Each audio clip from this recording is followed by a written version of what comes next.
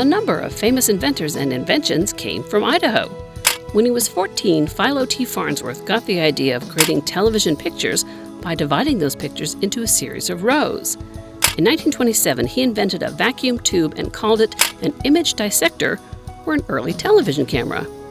Like to ski? Well, if you do, you've probably used a chairlift. The chairlift was invented for the Sun Valley Ski Resort. An engineer, James Curran, had seen how bananas were loaded into cargo ships and adapted the idea to move people up a ski hill.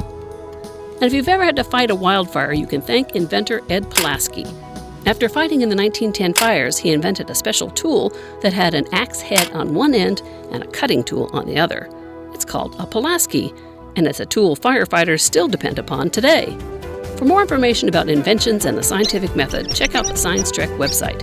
You'll find it at idoptv.org/sciencetrek.